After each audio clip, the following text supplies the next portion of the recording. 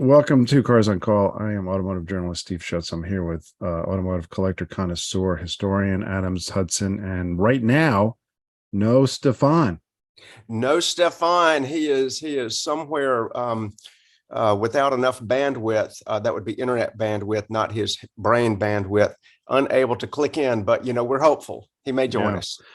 I'm going to channel Jack Roush here, Stefan's good friend Jack Roush, and say Stefan is foraging for Wi-Fi. Indeed, he is. So we hope you find it, Stefan. I think he's trespassing at a neighbor's, dragging his laptop around the neighborhood. Yeah. So we're gonna get rolling. I want to start with something that is interesting, and there's a couple pieces of news, Adams, that I want to touch base about. The first one is there was a big conference call, and this was interesting. This is Ford and Jim Farley and his number two, Golhatra, and I'm blanking on his first name. They talked about the future of Ford, and Ford, as we have reported, is breaking up into three divisions: E, Pro, and Blue. So Pro, of course, is commercial vehicles like the Transit and the Transit Connect, and then E is electric, all BEV plug-in, and then Blue is internal combustion. And interestingly, Ford executives are saying their Blue division, which really in the United States is Bronco, F-Series trucks, Ranger, Maverick, those are going to grow for the foreseeable future. Good for them. It's like, and Farley's, he's caught a little heat on this show before, but it appears he is leading almost down two paths simultaneously. So he's bullish on ICE. We could say he's hot on ICE, but he is actually, he's going down that road, which is wonderful because, as we've talked about, we feel this whole mass EV adoption is a little bit premature, if even doable at all on this planet. But he's also just inked a deal to use Tesla's chargers. So he just added 12,000 charging stations instantly. So go him. Yeah, I think it's fantastic. I think we may have Stefan. Stefan, we said you were foraging for Wi-Fi. Now he's foraging for audio. Now he's foraging for audio. We can't hear you, Stefan. Unmute yourself. But yeah, he's still out there. Okay. Another piece of news that's related, and you just mentioned that Ford is tying up with Tesla, and they're going to be able to use the Tesla superchargers. By the way, the only legacy automaker that is allowed to use the Tesla superchargers. Is that right? Was that a condition on Ford's behalf or Tesla's behalf? No, it's not an exclusive arrangement, but they're the first to connect. Oh, the first. Okay, I thought it was the only, like there's no more. Okay. They're the only, as in no one else has done it yet. Presumably there's going to be more that kind of load on. Stefan, we'll give you another chance. Can you say hello? Can you hear me now? Yeah. There he is. But did you guys read any of that interview with Farley and Musk? Farley was like kissing his ass, genuflecting at the altar of Elon Musk. It was just nauseating to hear him just, talk about it. Thank you, Elon, and Elon this and Elon that. And it was a little bit grotesque at the end, but it's a big move for Ford and it's a good thing, but he didn't need to kiss his ass like that. So the point I made earlier, I did not see that. I only read the part, and so you're saying that that he's bought into Elon's Musk oil. Yeah, he sure has, man. He is drinking the fountain of youth there with the Elon, man. I tell you what, but I think you do what you got to do, and he recognizes the problem we've been talking about, which is infrastructure for charging is a big problem. And it's been solved by Tesla. So if you can hook onto that wagon, that's the way to go. What do you think? I bet his dealers aren't buying into the whole Ford E and don't want to put superchargers up at the dealerships. It's something I had to wonder about. Why aren't his dealerships putting in 2 charging stations? Yeah, my answer is it's $1 million with uncertain and probably no return on that money. Right. we've got to move on. And the second point of news I'm going to mention very briefly is the best-selling vehicle in the world in Q1 2023 was announced. And I will just say, and Adams, you already know the answer. So Stefan, I'll ask you. I'll tell you. Number 3 is a Toyota Hilux. Number 2 is a Toyota Corolla. What do you think number 1 is? Maybe a Toyota. Tesla Model Y. What? Yeah. Shocking. That is, True. yeah. So with that piece of news, we're going to move on. We got to move on to safety. And Stefan, I'm glad you're here. It was a little you were foraging for Wi-Fi. You found it. Yeah, I finally found. Well, today's going to be a public service announcement for boating safety. If y'all see, you can see the lake behind me there. So even though it had to do with automotive, I do want to talk about boating and summertime safety, because part of the trauma surgeon, I took care of 3 unfortunate individuals who, one was a father who ran over his daughter with the boat. Another was a husband who ran over his wife in the boat, and another was a fisherman who fell out of the boat and got run over by the boat. The commonality in these accidents, these type boating accidents where you run somebody over, is typically a bass boat, where they're using the bass boat to tube or do something, and they're not wearing a kill switch. There's a reason you have a kill switch in a boat, and I wear mine. And the biggest reason you want to wear your kill switch in the boat is so you don't get pulled over by Marine Patrol. If you wave at the Marine Patrol and he sees the lanyard hanging off your arm, you automatically already told the guy subconsciously that, hey, I'm not out here dicking around. I've got my safety latch on. But I have actually reached and pulled the latch on my boat surfing when I got a little too close to somebody, and it's just a fantastic way to immediately cut the power. And and if somebody falls off the boat, you hit a big wave, kids sitting in the front of the boat fly off, you're not going to run them over and kill them. And then the other thing I want to talk about in safety is if you've got little kids, do not let the kids bow ride. You'll see it's all over the internet. People on pontoon boats, kids sitting on the front of the boats, dragging their feet in the water while the boat's scooting along. It's just a bad idea. And even small kids in the very front of a boat, you can hit a big wave and they can get ejected. And if you're sending your kids off to be with somebody, to have fun with their friends at another lake house, discuss with those parents how they feel about life jackets, swimming after dark. Those are all things important. We have on our lake, we have a couple drownings every year. Unfortunately, during different times of the year. We also have the issue on our lake of electricity. We have floating docks, so the water goes up and down. So people have AC household current on a freshwater lake. And in a freshwater lake, there's nowhere for the current to go because there's no ions and cations in the water. So the water hangs out like balls of static electricity when you have a leak. And then you get in the water and then you get electrocuted. And it only takes a third of the power of a 40-watt light bulb to put you into muscle spasm in the water, and then you drown.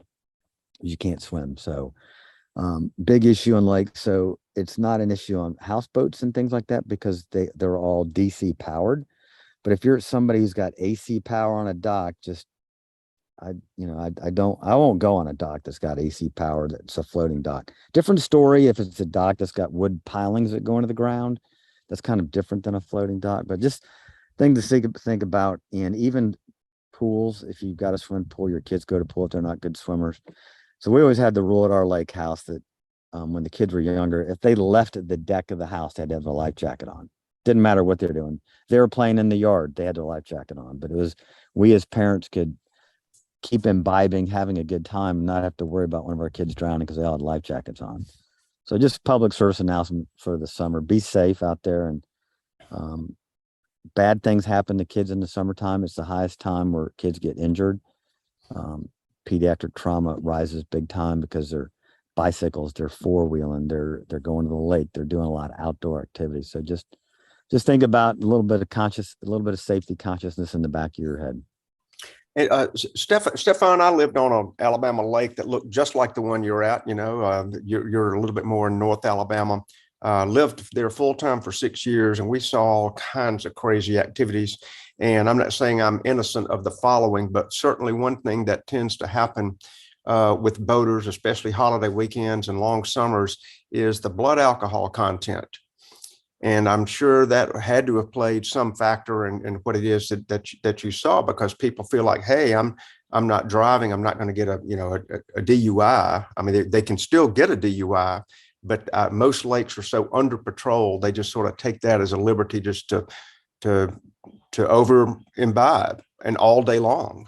Yeah, none of And that you makes mentioned sense Adams, to and me. that's Yeah. and a lot of the boat crashes occur at night, and it's always alcohol. And that's the other thing is you do not want to be out on the water in a boat at night if you can absolutely avoid it. It is super dangerous, especially if there's no moonlight. Full moonlight's a different story, but no moonlight, boats don't have headlights, and you got a spotter up there. And when we do it, we have our GPS on. We're coming home from a friend's house, but I don't like to be on the water at night. No, you can't see each other. You're going to run into another boat, or you're going to run into something. So, Yeah. All right. We're going to talk about, I forgot to say what we're going to talk about. We're going to do car spotting. Adams has a really cool car. And then we're going to talk about platform sharing. And the reason to do that is we made the point last week that one of the problems with Cadillac was that they took the Chevy Nova and made it into a Cadillac, the Cadillacs of the first gen Cadillac Seville, and it was a problem. And we're going to talk about platform sharing, good, bad, and ugly. But Adams, car spotting. Well, I look forward to this one, and I look super forward to the good, bad, and ugly of the platform sharing. That's going to be good. So, folks out there, please like, follow, subscribe, tell everyone you know to tune into Cars on Call for hot topics like this. And a not so hot car on car spotting this week is the Citroen. We would call it in English 2CV, but it's a 2CV, and I'll have to defer to my French co-host to say that correctly. Now, you did not see this in Florida. What's that? You didn't see it in Florida. Where'd you see it? Well, I saw the one that may be popping up. I saw that one in Italy. However, the people in this beach town where I live do like that car. There are two of them I see with some regularity, a light green one. Wow. I'm serious, and a tan one. And 2CV, Stefan may have to set us straight. I think that's French for a snail on wheels. Is that what that means? Yeah. I love the 2CV. I think everybody of my generation probably learned in France to drive in a 2CV.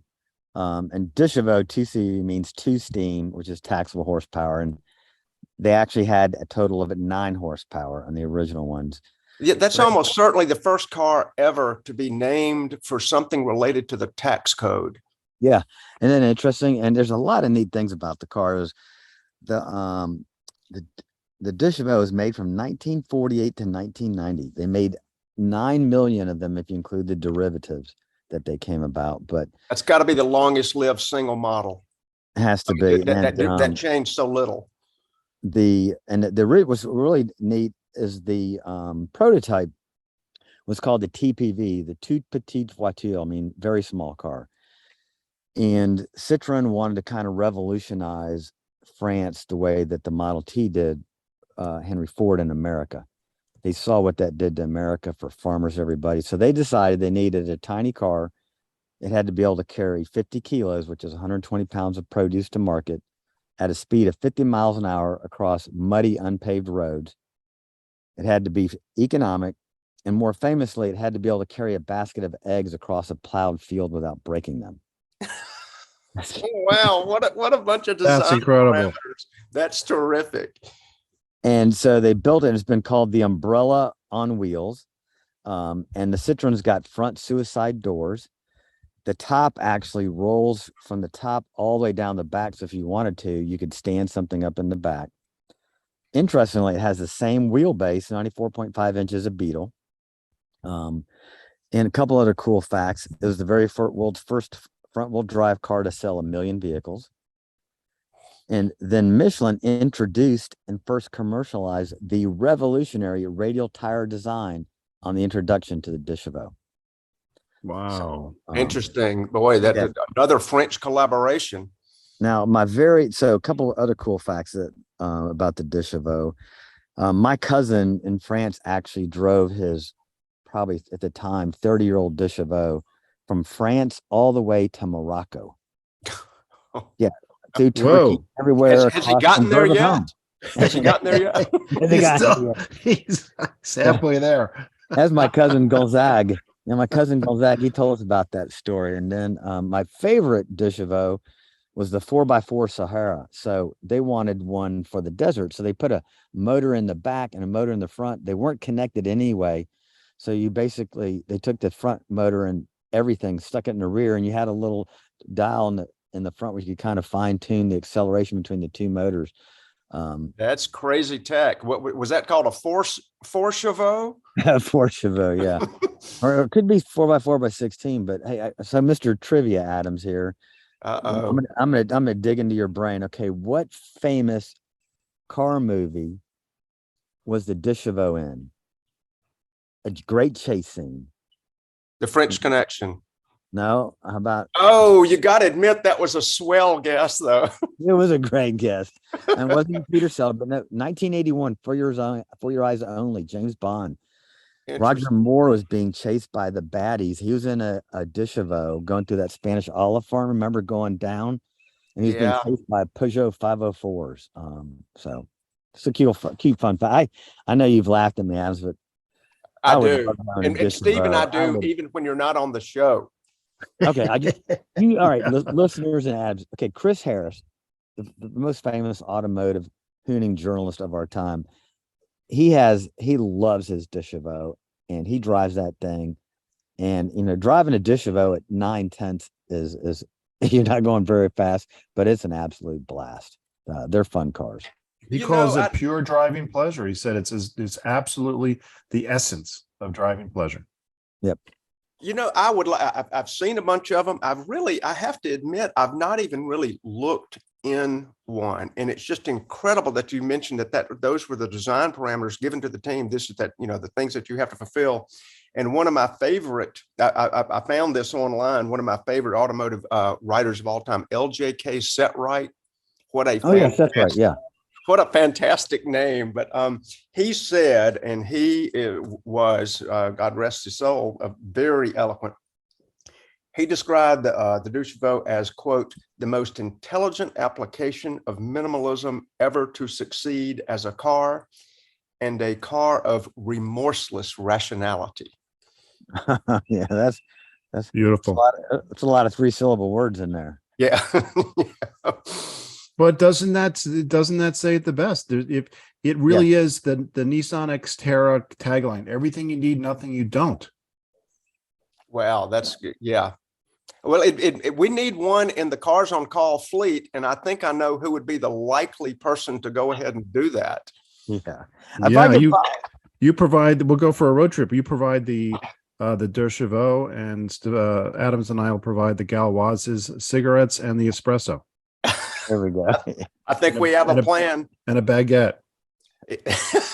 Yeah, and speaking of bags, I'm afraid in the Deschavaux, our safety correspondent up there might realize that the only airbag in one of those would be us three. Yeah, that's right. Moving on to platform sharing, and we got into this last week because we said one of the problems for Cadillac, and I just said this, is going from a Chevy Nova to a Cadillac Seville, and it was a bad idea, and and that got all of us thinking, hey, all over automotive, there is platform sharing all the time. It's only going to get more, especially with electric cars. Basically, everyone's going to have this skateboard. It won't even be that different between different or among different manufacturers. So we wanted to look back and talk about different platform sharing. And, we can all agree that a bad one was going from the Chevy Nova to the Cadillac Seville. A good one would be the Volkswagen Touareg leading to the Porsche Cayenne. But there's some good, there's some bad, and most importantly, especially for our conversation, there is some ugly platform sharing. So we all made a list. I want to go through it. I want to start with all of us going through our good. And I guess while you have Wi-Fi, Stefan, I did make the point that you were foraging for Wi-Fi. and Yeah. I'm glad you found it. So go ahead and start with your good platform sharing, where you're like, this actually was a win-win. It's a win for the lower platform, and it's a win for the upper platform. Well, I got to tell a story first. So, we were at my brother-in-law and sister-in-law's house, and Ellen reminded me of this story. That penguin had fallen off my iceberg. Said, "You don't remember we were at Tommy and Laura's house, and she had the brand new Lexus ES 300, and she was so proud of her Lexus. And apparently, I made the comment at the table, that's just nothing but a gussied up Camry." And she was mortified. It's true. It is It's true. That's she was right. completely mortified that she was driving a Toyota Camry just gussied up. I mean, so I forgot about that. I bet she hasn't.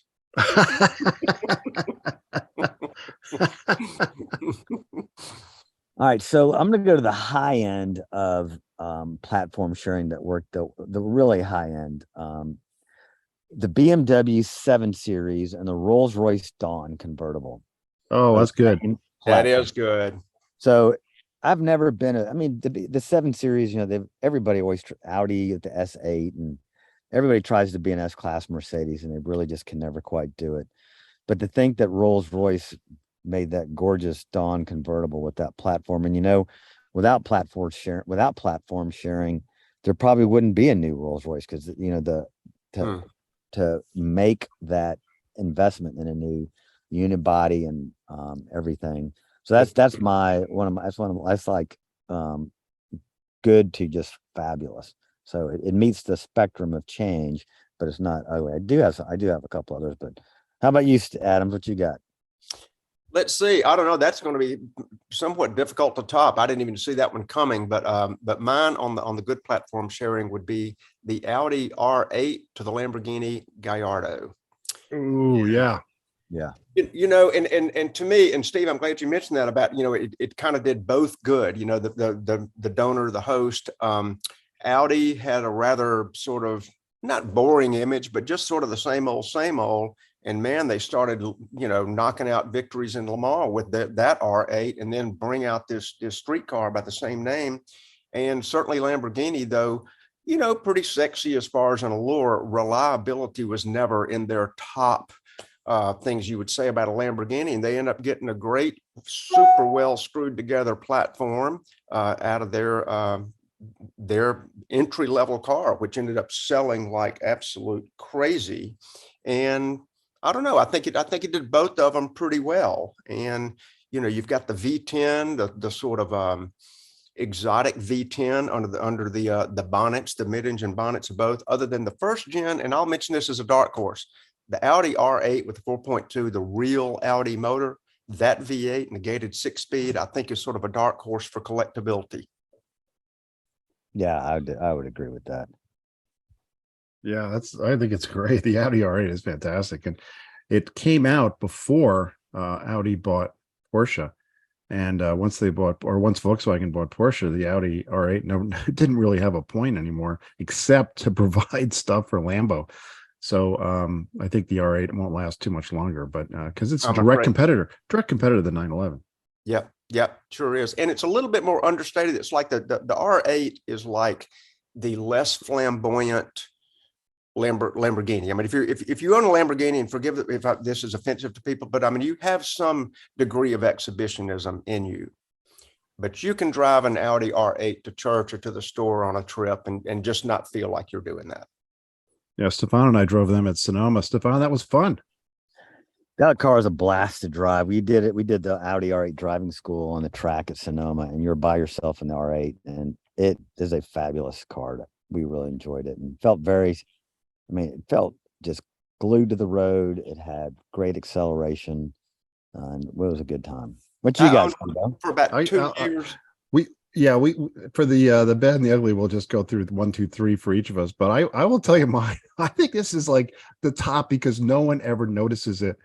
And what I would say is, if you, Stefan, were to go to dinner at somebody's house, you probably say something, but most people would not say something. So here's the dinner one. And this is, I think, that like the best crossover platform sharing because no one talks about it, unlike the ES, and it was a gigantic success. The Toyota Highlander and the Lexus RX, and that's the best-selling luxury vehicle in the United States. It's hugely profitable, and I think you're right, Stefan. Most people with the ES, someone has mentioned or they kind of know it's a Camry. No one ever talks about the fact that the RX is just a Highlander. No, you're right. Sorry, they don't. And I think a lot of RX owners just perked up and said, "What? It is?" Yeah, what are you telling me?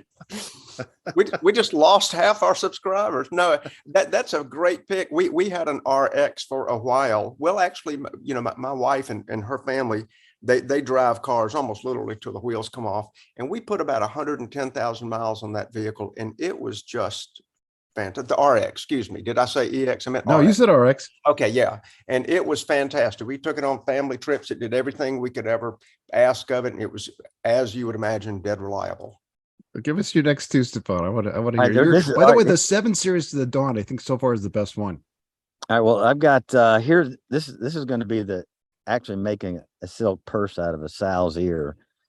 Okay. How about the Dodge Caliber? And guess what it shares a platform with? I hope the scrapyard. I don't know. The Jeep Compass, Jeep Patriot. The Mitsubishi Evo X. What? Yes. I didn't know that. I did. Yeah. I had So no the Dodge idea. Caliber, ugly, cheap, slow piece of crap, turns into the different company, the cool, fast, complex Mitsubishi Evo X. How about that? Had no idea they shared one strand of DNA. Yeah, I was surprised too. I was like, what? And then the- Incredible. It's like the athletic kid who's got an ugly fat father. And then the other ugly duckling that did well. My favorite car, if I could ever own one, would be a Bentley Continental. And of course, that is based off the VW Phaeton, which Yeah. was a complete disaster for VW. So those two, another one, there was a silk purse there out of that sow's ear. Yeah, I think it's a good one because they took a car that nobody really wanted. I think the idea of the Phaeton was fantastic, and the idea was that if you don't care about what people think, you just want a great luxury car, and you're so understated and you're so secure in yourself, you don't care what people think. This is the car for you. And what it pointed out was in the world, there's like nobody who's that secure. Yeah. Well, and also pulling up to your VW service facility, and whether it was the dealership or aftermarket, if an aftermarket tech would even touch a Phaeton, and you'd come in there for a 30,000 mile service in your Phaeton, and it'd be $6,000. I'm not that secure. I mean, I can't do that. Yeah. It's kind of funny. All right, that's good. Adams, go give us your next two. Okay, mine is one that we have referenced on this show before, and it's the first one that popped into my head, and I couldn't do it any better. The Ford Escape to the Bronco Sport. Oh, that's good. God help us all. Yes. I mean, Ford should have never tampered with that nameplate. They should have named it something differently, because the real Bronco is actually a pretty good car, but the Bronco Sport is just sort of a butched up Escape, and it's I don't know. What's that? Butched up. Yeah. I caught that, Adams. I know you tried to let that one slide through there. Well, it's the Dylan Mulveney of the lineup. It's just a rotten car. They should have truly just not either. Well, I guess they made it because it's an entry level, but if they'd called it something completely different, I don't know if they would have sold fewer of them. I'm not sure, but it's so confusing that they're both called Broncos. I completely disagree because I completely disagree because this was genius. By the way, the Dylan Mulvaney of the lineup is the Escape, not the Bronco Sport. So the Bronco Sport has some manliness to it. Dylan Mulvaney does not have manliness. Easy for you to say. The Bronco Sport has some, has some good stuff to it. I mean, I think it was a smart move. I think if they took the Escape and they added price and they saved a lot of money, and they're selling tons of them. And the people who buy those, they're getting a little veneer of Bronco. And if you want a real Bronco, you can get a real Bronco. I have no problem with it. Okay, let's say you're a Bronco owner and a guy in a Bronco Sport pulls up next to you. Do you feel a kinship and you high five, you fist bump? No, you don't. I just think it served the nameplate. Okay. Well, this is supposed to be good one though. We're still on good. Oh, I'm on bad. Yeah, I thought so. I'm like, wait a second. I'm just going. You got to give us 2 more good ones. I've gone straight to bad. I did one good, one bad, one ugly. This was my bad. Oh, I just want to say, do you think they're sitting around at Ford and said, you know what, Range Rover has the full-on Rover, and then they got the Sport. Why don't we borrow that? Range Rover kind of set the precedent, and I got a feeling that they kind of copied Range Rover on that. But hell, they're selling a shit ton of them, so. We're supposed to have 3 of each. Well, I'm gonna let you go with your next good one. I'm gonna have to conjure something up. Underprepared. I'm what's funny? I'm gonna the only reason I take issue is not that it's. I'm gonna say it's a good one because they're making money with very little effort. That is not the requirement for good. Stefan, what do you think? Yeah, they got is it bad or is it good? It's like the Mustang Mach-E, it's marketing, and they got it, and it's working. So just because I don't like it doesn't mean it's not. I think it's good for the company and it's good for sales. So, but I don't like it.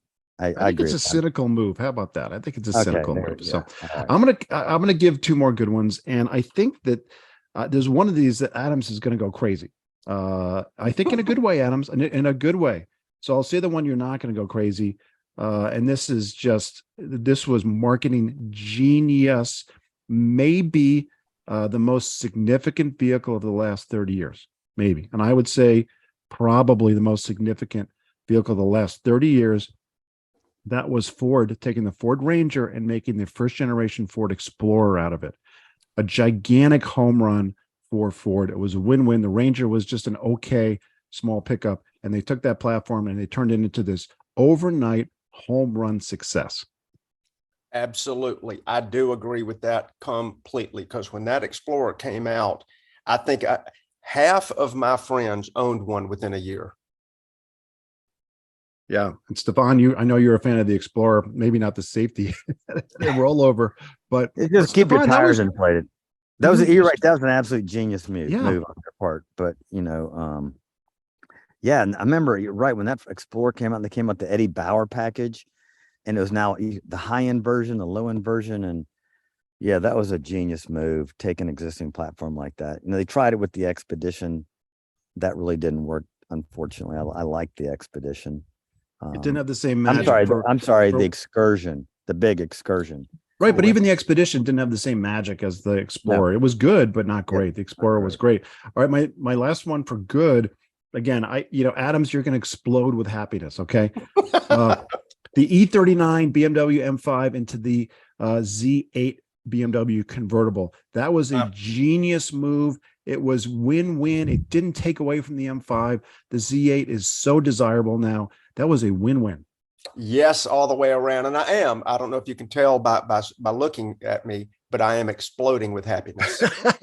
I can tell. That's a fabulous pick. I wish I'd come up with that. So I'll just second that and claim that as one of mine. That's good. All right. So we came up with one bad. I'm going to give you that, Adams, the escape to Dylan Mulveney. The Bronco Sport. So Stefan, give us a bad one. Okay, here's a fail. I can't wait for the uglies, by the way. Oh, I'm just kind of mixing them all here. This is fail and ugly, all wrapped into one. The Fiat 500 EX and the Jeep Renegade. Two of the ugliest cars, I think, rolling around that just don't really fit any category, that aren't good at anything. And it's just bad and badder. Yeah. Yes. Keep going. Give us another. Keep going with your bads. All right, here's another bad. This one's one of these is bad. Okay, the Jeep Grand Cherokee and Mercedes-Benz GLE, which the GLE is the most awful looking thing I've ever seen come out of Mercedes design studios. It's just terrible. I don't even know what that thing is supposed to be, but it's just so proportions are off. It's got oversized tires. It's got some funky rear end to the thing. They put all kind of badges all over it. Just that to me is a complete fail on a platform show. That was a fail. And, for a company that we consider very wise and very analytical, Mercedes, they came out with that vehicle, and it's like it was the answer to a question no one asked. Right. It was searching for a market desperately and just didn't really latch onto one. It's the question to the answer from a 48-year-old woman in a really nice subdivision. What can I get that makes my girlfriends think I have money? That was it. Yeah. That must have been one batted around at the marketing meeting. And most of them are leased. Hairdressers lease them, real estate agents lease them like crazy. And what you got, Steve? You got it. Okay, you got one more? Is that? I thought that was. Okay, if you don't know, that's all right. A couple others, but well, yeah, actually, that was two. You gave us three. All right. I actually, I said that the Gen 2 Camry to the Gen 1 Lexus ES 250, but you kind of said that one, so I got a couple more. Here's one that's this is a great car that they made into a stupid car, and that is very recent. This is like 2017, 2018. The Mazda Miata into the Fiat 124 Spider. Oh my gosh, Adams, that's going to make your head explode, right? Hurts my heart because one of my favorite vehicles of all time, and had a bunch of them, is the Pantera. The Pantera was drawn by Tom Tiarda, an American, although lived his career. He's Dutch descendancy, lived his career in Italy, and he was a brilliant designer. And he also drew the Ferrari 330 GT, a few others, and the Fiat 124. So that was the original one. Yes, sir. The original one, which was a handsome little car, and Fiat made a bunch of those. And I've had one of those. It was probably the second car I ever owned in my life, Fiat 124. And when I saw they were coming out with it and just sticking words on a Mazda that never belonged on there, none of that made sense. I couldn't even understand why would they do that. And of course, I think they've sold like 12 of them. Yes, Stefan, you got to be. Aren't you discussing because you have a Miata? Yeah, it's the worst of badge engineering. It's the worst example of badge engineering I've seen in the last 10 years. And I didn't say it was ugly because both cars are actually decent because it's basically a Miata. And then the new version of the Fiat 124 actually looks pretty good, but it's a stain on humanity. So it's not ugly, but that doesn't mean it's not morally wrong. And I'll give you my bad one, then we'll move on to ugly. My second bad one. This is the mid 2000s, around 2007, 2008, Mercedes SLK to the Chrysler Crossfire. Wow, and that just was bad. The SLK was a decent car, but not a great car. And then the Crossfire was just like, what? It didn't fit into Chrysler's lineup. Adams, you must be disgusted by that too. That was bad. I am. That is bad. That was a very good pick on your behalf. But yes, the Chrysler Crossfire, that's another car that was just misunderstood from the beginning, and it shared that very unfortunate rear hump, like the second gen Seville that we talked about. That sort of tucked under sort of buttocks looking thing. It's too short on the back, and the Crossfire was, it had no market when it came out. It's like they just decided, it was like the people who came out with the Prowler got a hold of the marketing money and said, well, let's make another disaster, and they came out with the Crossfire. Stefan, you got nothing to say? I got that car. It's like I don't even know what to say about that car. It's like, I remember that Crossfire, and I'm just thinking something like, what the hell is this thing? And yeah, you're right. I think it was. You never saw me. I don't even know what you're searching for words. I'm searching for words to think that's just the ugliest piece of shit car, and it's just bizarre. And yeah, shame on them. Yeah. All right, the Chrysler WTF.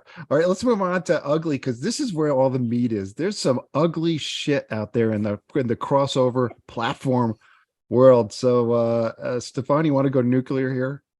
Okay, well, how about the Nissan 370Z, which I think actually is I like the new Nissan. I like it.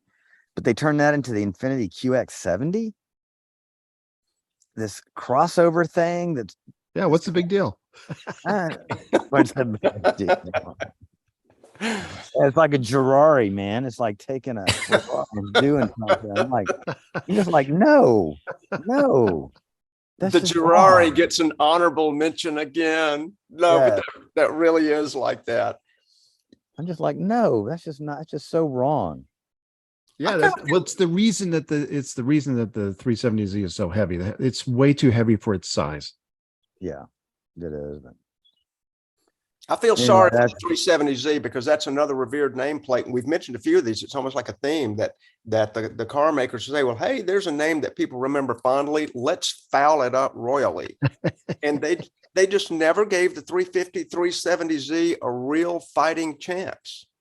Well, what they should have done, and we've talked about this, what they should have done is they should have taken what ended up being the GTR and made that into a Z, and then not make the Z so heavy, and then do the platform and don't make a Z out of it. Make all your Infiniti crossovers and your Nissan crossovers, but make the Z the GTR. I think that would have been a triple win for Nissan and all the lovers of the 240, 280Z and all the Zs that followed thereafter.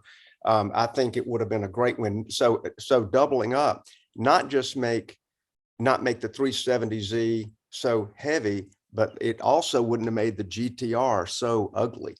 Yeah. That's it's like this crazy performer, and it does so much right in specs, but it's just painful to look at. Yeah, I think they could have take the GTR platform, make a Nissan Z out of it, and also make an Infiniti sedan out of it, a sports sedan. And now you've got something. You've got a 350 or Nissan Z, and you've got an Infiniti M3, and I think that's a win-win. So, all right, I guess Stefan, other ugly ones, or should we move on to Adams, or what do you think? Well, I'm going to just knock out the last two that kind of irritate me. Go for it. So. We have two major companies get together to try to make a sports car, it just doesn't work. Okay, the BMW Z4 and the Toyota Supra and the Subaru BRZ and the Toyota 6. The marriage of you mean this one? Yes. Yeah. Stole my thunder. The marriage of two companies trying to make a little two-door sports, there's just way too much compromise in terms of design, technology, that you end up with a very mediocre sports car that's not really great at anything and doesn't really look very good either. I mean, it's like schizophrenia on wheels is what it is.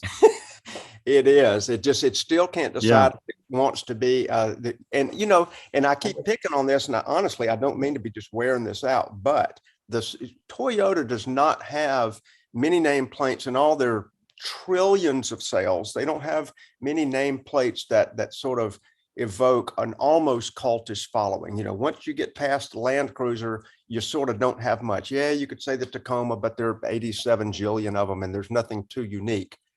But the Supra had it. The Supra had a legacy understanding. It had the gene pool from which people would sort of, reverently like bow to Toyota because, oh my gosh, the Supra, what an awesome thing. And then when they come out with it, they come out with a competitor's platform, a competitor's motor. And and like Stefan mentioned, the looks, I mean, it was all bulbous, and it sort of had Botox in the wrong places. It had the bee sting looking lips on the front, and then it had the Beyonce rear, and it had scoops. Whoa. Whoa. Adams. I'm sorry. I see that car and my skin crawls. And to think about, the last generation real Supras, they're selling for like 150 grand on Yes. auction sites. I Yeah. mean, like you said, there is a dedicated core of JDM enthusiasts that if they were to make a new Supra today, a real Supra, okay, not this schizophrenic marriage with the Germans, they were to make a real one, they'd sell a ton of them. Agreed. It would be a profitable vehicle for them. I agree, man. And they could have priced it about where they wanted if it was stood on its own merit.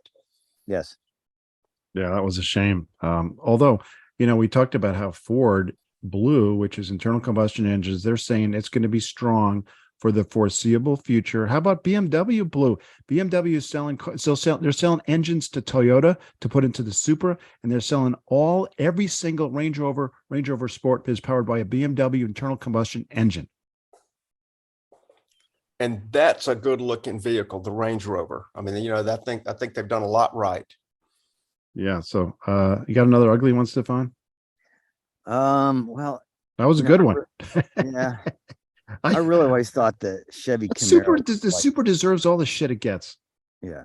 I always thought the Chevy Camaro was some kind of transformer. Ever since it was in the Bumblebee Camaro in the movie, I'm like, I just think they look awful. And of course, they quit making them. But that and the Cadillac ATS share the same platform. And what a forgettable car that is as well. I think that's the end of my list that I got down. All right, so ugly, Stefan, ugly. Or I'm sorry, Adams, ugly. Well, since I didn't properly prepare my list, but I was very lengthy on the ones that I chose, I'm going to have to look a little bit back over our shoulder. The car that actually started this whole conversation about the Cadillac as piece of a Nova, what we may not have elaborated on last time, and I don't think we did at all, is that the Nova was just a benign little car, and it never hurt anybody's feelings. It sort of got its school teachers from A to B, and that's what it did. But then I got to thinking about it later, had GM was so blatant in their offense about building on that they even made an Oldsmobile version, the Omega. They made a Pontiac version, the Ventura. They made a Buick version, the Apollo. And if you look at that, those first letters spell Nova. Oh, I never thought about that. And then you make the S out of a Seville. So now you've got Novas, and they were just right up front with it, and just sort of almost, it was a little bit taunting to the American public to say, look what we've done as cheaply as humanly possible. And now we stuck the badge on the Cadillac. So if you look back in the history of Cadillac, I think there was a sort of a genetic break at about that point. And so that was really, to me, just the biggest offense of all. It was maybe, the GM surrender. I like that. That's a great point. I really like that a lot. I got some ugly ones to get everyone's blood pressure up. And Stefan, you're going to go berserk with the first one, because this is an outrage. And I'm still pissed off about it, even though this is the 40th anniversary of this outrage. We're going to continue to pile on GM. 1982, 83, I'll say, because it's a 40th anniversary. Chevy Cavalier, Cadillac Cimarron. Oh God, that thing. I mean, there was a Chevy, I'm sorry, a Cadillac executive who I'm sure at a wine-fueled dinner was asked by a journalist, and they did not quote him by name, so that was nice. But they said, "What's the difference between the Cavalier and the Cimarron?" He said about $8,000. Oh, I mean, you talk about badge engineering. All they did was put some more chrome trim, a leather interior, new wheels on. I think it shared every single body panel, but except for maybe the grille and the taillights. That was the worst example ever of badge engineering. It was the Nova to the Seville times 10. It was GM accelerating their surrender. It was an outrage. And then they name it like something you put on your toast in the morning too.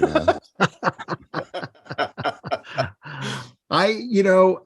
I'm going to move on quickly to a different one. And we have talked about this, Stefan, you and I on the show, and it's the Subaru. Oh, yeah. Oh, man.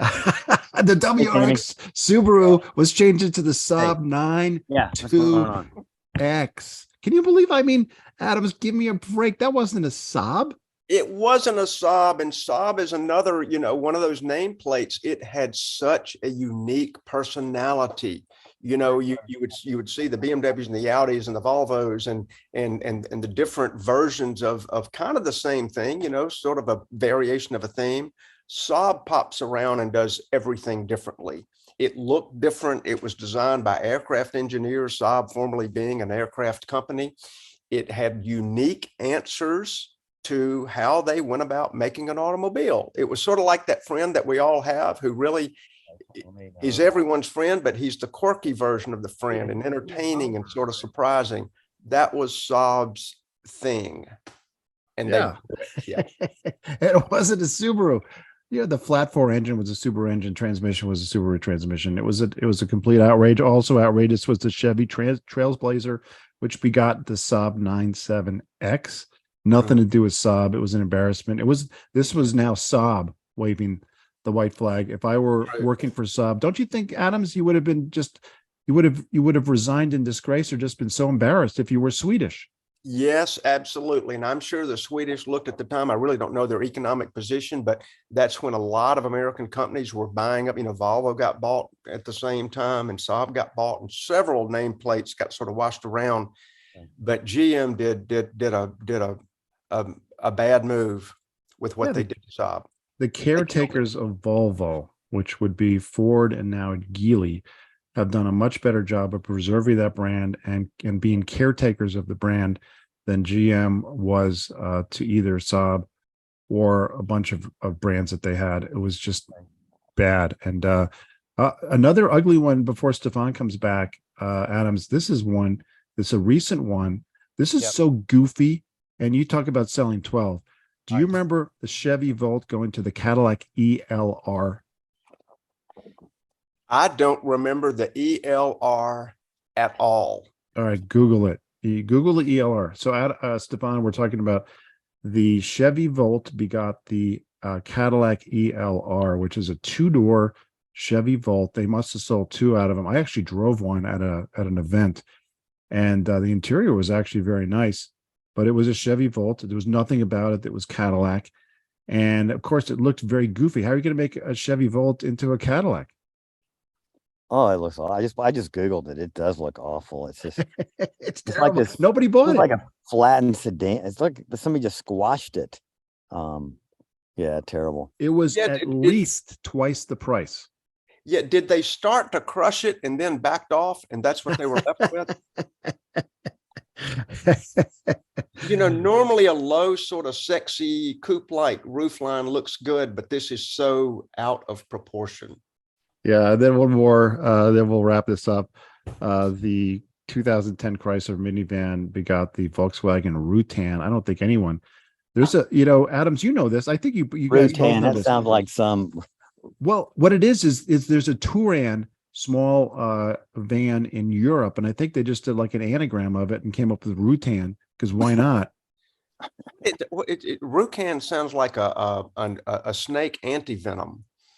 It sounds like a dental procedure. Yeah. Sounds like a dental procedure. Well, now, Steve, you probably know this, and I was thinking this could be good because they sold 1 trillion of them, but also within that same sort of family lineup, did a Reliant K become a minivan? Yeah. Okay. Well, there was one that was an incredibly hideous little car that ended up turning into a life-changing sort of platform for Chrysler, but I don't know about the Rucan.